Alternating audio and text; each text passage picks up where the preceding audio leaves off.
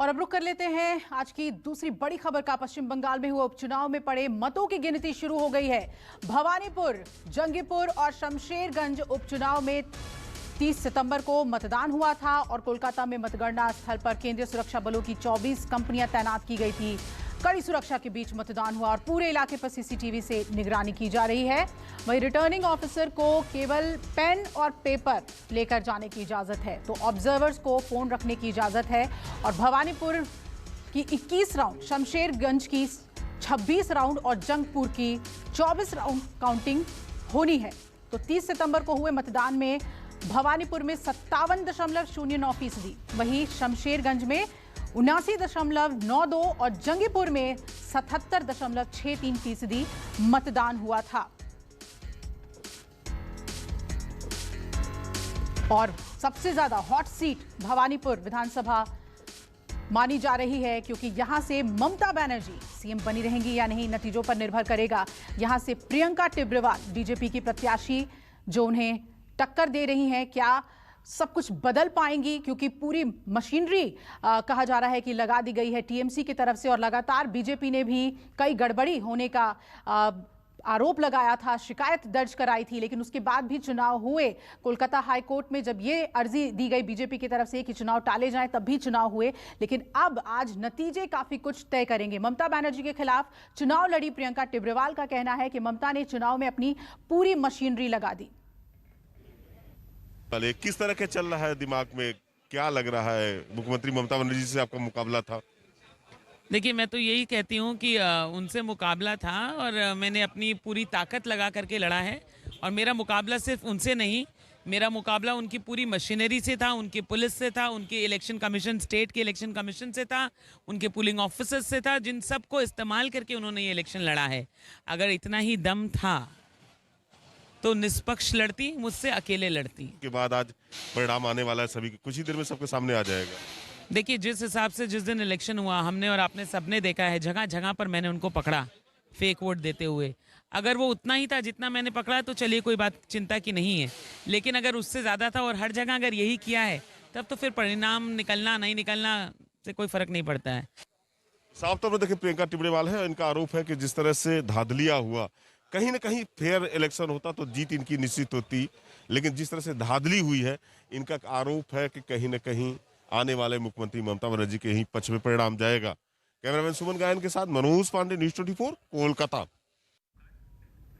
तो आज कोलकाता में उपचुनाव पर सबकी नजर है और इस पर चर्चा करने के लिए हमारे साथ मेरे सहयोगी मनोज पांडे जुड़ रहे हैं कोलकाता से, और साथ ही आलोक वत्स हमारे साथ जुड़ रहे हैं, नेता बीजेपी, और सोफिया खान हैं, प्रवक्ता टीएमसी की। पहले मनोज, आपके पास अपडेट के लिए आना चाहूंगी। मतों की गिनती जारी है, लेकिन उस बीच बीजेपी और टीएमसी के बीच एक हाई टेंशन भी होगी।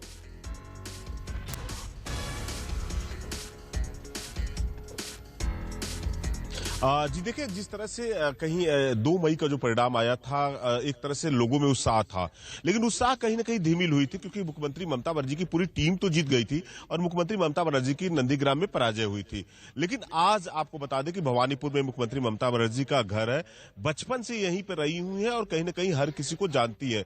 2011 का जब चुनाव था तो मुख्यमंत्री ममता बनर्जी यहीं से विजय हुआ था और 2016 में भी उनकी जीत हुई थी। अब आज सभी की निगाहें भवानीपुर में टिकी हुई है, चूंकि हम इस काउंटिंग पे यहाँ पे मौजूद है, आपको दिखाएंगे कि किस तरह से जो सुरक्षा की व्यवस्था की गई है। चारों तरफ पुलिस के जो जवान है चप्पे चप्पे पे नजर है और हर किसी की निगरानी किया जा रहा है। लेकिन जिस तरह से मुख्यमंत्री ममता बनर्जी देखिए साफ तौर पे कह रही थी कि पश्चिम बंगाल में खेला हवे, क्या ये जो आज का है, कहीं ना कहीं देखिए मुख्यमंत्री ममता बनर्जी को पता है कि भवानीपुर से उनकी जीत निश्चित है। देखिए यहाँ पे जो टीएमसी पार्टी के जो कार्यकर्ता थे, सुबह फिराद हकीम जो यहाँ के मेयर भी है, मंत्री भी है, वो आए थे। बकायदा उनका जो बॉडी लैंग्वेज था, उनका कहना था दीदी की जीत हो रही है, दीदी 50 से 80 हजार वोटों से जीत रही है। दूसरी तरफ देखिए प्रियंका टिब्रेवाल भी यहाँ पे मौजूद है, अंदर में बैठी हुई है, उनको भी लग रहा है कि कहीं ना कहीं मशीनरी में धांधली नहीं होती तो उनकी जीत निश्चित थी। लेकिन जिस तरह से देखिए कि अब मुख्यमंत्री ममता बनर्जी यहाँ जो उनके मंत्री हैं, जो टीएमसी के कार्यकर्ता, अब सीधा कहीं ना कहीं आज के जीत के बाद आपको बता दें कि 2024 के प्रधानमंत्री नरेंद्र मोदी को टक्कर देने के लिए टीएमसी तैयार है। उनका कहना है कि आज जो है मुख्यमंत्री ममता बनर्जी के लिए बंगाल के चुनाव का आखिरी है।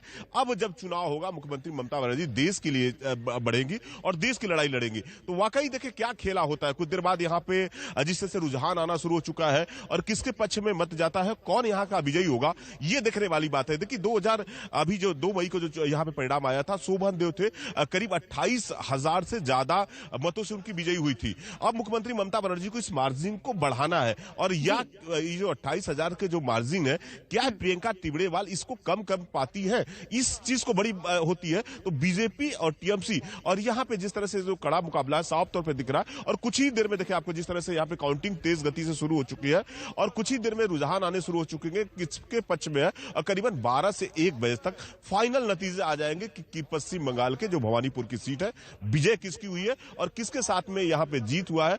क्या मुख्यमंत्री ममता बनर्जी का खेला का जो है या बंगाल के यहाँ पे हो पा रहा है, तो ये साफ तौर पे कुछ ही देर में पता चल पाएगा। जिस तरह से देखिए यहाँ पे जो काउंटिंग बॉक्स है धीरे धीरे यहाँ पे जो शुरुआत हो चुका है, रुझान आने शुरू हो चुके हैं। तो कहीं ना कहीं जिस तरह से देखिए यहाँ हम देख रहे हैं पूरा बैरिकेड किया गया है। जो टीएमसी के जो समर्थक है ये भी यहाँ पे पहुंच चुके हैं, बीजेपी के भी समर्थक पहुंच चुके हैं। तो लेकिन अब मुख्यमंत्री ममता बनर्जी के घर पे भी चारों तरफ से तैयारियां शुरू हो चुकी है। एक तरह से कहीं ना कहीं जश्न के लोग धीरे धीरे मुख्यमंत्री ममता बनर्जी के घर पे भी पहुंचने का काम शुरू हो चुका है। तो जाहिर सी बात है आज का दिन बीजेपी पार्टी जिस तरह से यहाँ पे अपनी उम्मीद बरकरार रखी है, लेकिन टीएमसी पार्टी के लिए अहम और खास है क्योंकि आज का जो चुनाव होगा कहीं कहीं ये बंगाल के चुनाव तो मुख्यमंत्री जीत रही है, भवानीपुर से जीत रही है, लेकिन 2024 के लिए बिगुल यहीं से फूकना शुरू कर देंगे और एक तरह से कहें कि आज का चुनाव से मुख्यमंत्री ममता बनर्जी आगाह करने वाली है 2024 के लोकसभा चुनाव का। जी, ये बहुत बड़ी बात आपने मनोज कही कि ये सिर्फ ममता बनर्जी की प्रतिष्ठा का सवाल नहीं है कि यहां से जीते और मुख्यमंत्री पद पर बने रहें, बल्कि 2024 में बतौर पॉलिटिशियन उनका क्या कद होगा ये भवानीपुर सीट जो है वो तय करने जा रही है। आलोक वत्स बीजेपी के नेता हमारे साथ जुड़े हुए हैं और सोफिया खान भी हमारे साथ जुड़ी हुई हैं। पहले आलोक आपके पास ही आते हुए, जैसा कि हमारे संवाददाता बता रहे थे कि टीएमसी बहुत आश्वस्त है अपनी जीत को लेकर, लेकिन क्या लग रहा है आपको, प्रियंका टिबरेवाल अगर ये कह रही हैं कि गड़बड़ियां हुई हैं और पूरी मशीनरी लगा दी ममता बनर्जी ने अपनी जीत के लिए, तो बीजेपी ने एक जिसे कहते हैं रिस्पेक्टफुल चैलेंज तो दिया है टीएमसी को।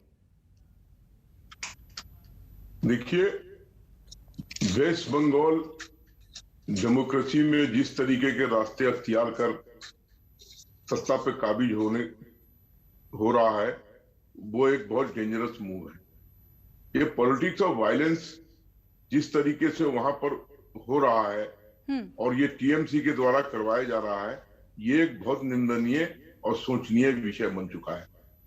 और रही भवानीपुर की बात, तो मैं नहीं समझता हूं कि ममता जी वहां से हारेंगी, क्योंकि जितने भी तंत्र हैं वो सारे तंत्र वहां झोंक दिए गए हैं। सरकारी मशीनरी का पूर्ण दुरुपयोग किया गया, पुलिस का पूर्ण दुरुपयोग किया गया। तो ऐसे स्थिति में मुझे तो हार नहीं दिख रही है। हाँ, ये जरूर है कि ममता जी कितना ज्यादा टक्कर दे देंगी उनको और कितने कम मार्जिन पर लाके छोड़ेंगी, ये देखना है। लेकिन ये जो हो रहा है वेस्ट बंगाल में और जिस तरीके से टीएमसी के कार्यकर्ताओं द्वारा जो गुंडागर्दी फैलाई जा रही है, अभी कुछ दिन पहले अर्जुन सिंह जो मेंबर पार्लियामेंट है उनके घर पे बम फेंक दिया। तो लगातार ये लोग और जितने भी लोग ज्वाइन कर रहे हैं टीएमसी को, वो सब डरा के कराए जा रहे हैं। मतलब उनके लाइफ पर खतरा बता के इस तरीके की बातें हो रही है कि डर के मारे उनको ज्वाइन कराया जा रहा है। ये जो सवाल टीएमसी पर उठते हैं, सोफिया इस पर जवाब दीजिए। अगर प्रियंका टिबरेवाल ये कह रही है कि पूरी मशीनरी लगा दी गई है, अगर आलोक जी कह रहे हैं कि जिस तरीके से हिंसा वहां पर होती है इसके लिए टीएमसी जिम्मेदार है, तो इस जीत का मजा फिर उतना मीठा नहीं होगा। देखिए, भाजपा जान चुकी है कि वो हार रही है।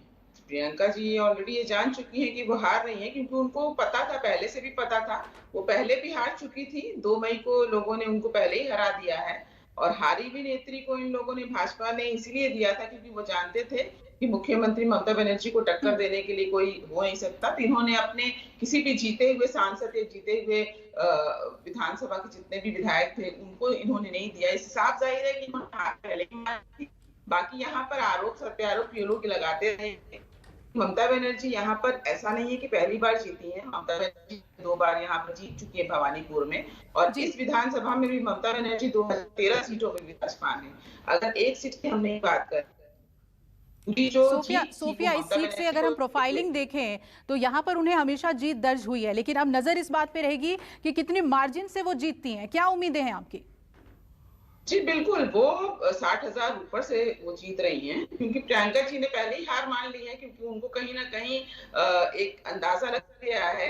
कुछ एग्जिट पोल, ओपिनियन पोल के आधार पर शायद वो समझ चुकी हैं यहाँ से जीतना उनके लिए नामुमकिन है। बात तो जीत की नहीं है, जैसा आपने कहा कि मार्जिन, जी हाँ बिल्कुल, इस बार मार्जिन जो है, हमने जैसा देखा कि इस पिछले विधानसभा में, इस विधानसभा में बहुत ज्यादा ह्यूज मार्जिन से तृणमूल की जीत हुई थी, बहुमत के साथ जीत हुई थी। तो इस बार भी जाहिर सी बात है, दीदी को लोगों ने सीएम बनाया है, पूरी बंगाल की जनता ने मिलकर बनाया है, और भवानीपुर चूंकि उनका गढ़ रहा है, टीएमसी का गढ़ रहा है, दीदी का अपना घर है, अपना क्षेत्र है, तो वहां से दीदी को हमेशा से ही प्यार मिलता रहा है। ये एक मिनी भारत है। भवानीपुर को एक तरीके से हम मिनी भारत के जैसा देखते हैं, जहां पर मारवाड़ी, गुजराती, बंगाली, गैर बंगाली, मुसलमान, सारे लोग वहां पे रहते हैं, और ये सारे लोग मिलकर जो है दीदी को पिछली बार भी जिताया है और इस बार भी जिताएंगे। तो हमें बहुत आशा है कि बहुत ह्यूज मार्जिन के साथ दीदी जीत रही हैं, और रिजल्ट, नतीजे जो है वो कुछ देर में ही आ जाएंगे।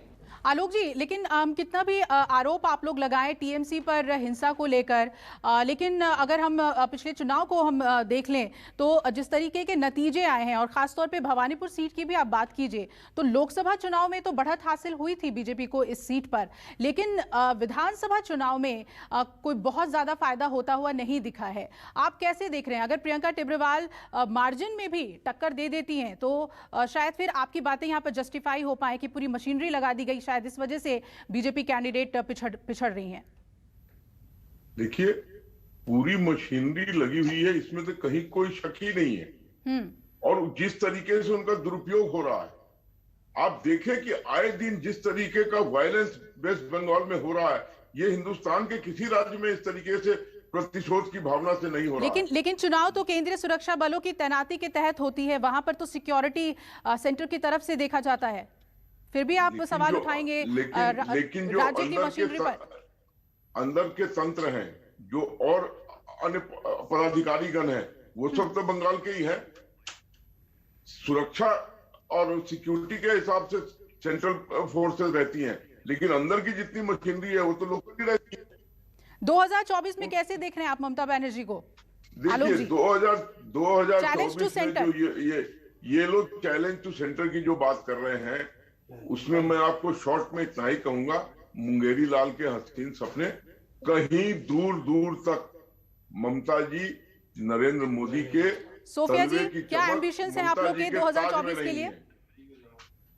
देखिए, मैं आपको एक चीज बता दूं, एक चीज आप सुन लीजिए कि अभी जिस तरीके का वायलेंस लेकर ममता जी राजनीति कर रही है जी, नरेंद्र मोदी के तलवे की चमक ममता बनर्जी के ताज में नहीं है, कहीं कोई टक्कर की सवाल ही नहीं है।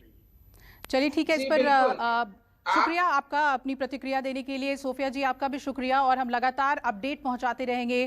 भवानीपुर सीट पर खासतौर पे नजर है, और उपचुनाव में क्या नतीजे आते हैं ये 12 बजे के बाद क्लियर हो जाएगा। फिलहाल एक छोटे से ब्रेक के लिए हम यहाँ पर रुक रहे हैं, आप बने रहिए न्यूज़ 24। नमस्कार, मैं हूं मानक गुप्ता। अगर आपको हमारा ये वीडियो पसंद आया हो तो इसे लाइक और शेयर जरूर करें, और हाँ, हमें सब्सक्राइब और फॉलो करना ना भूलें, ताकि आप देश और दुनिया की कोई खबर मिस ना करें। तो जुड़े रहिए हमारे साथ और देखते रहिए न्यूज़ 24।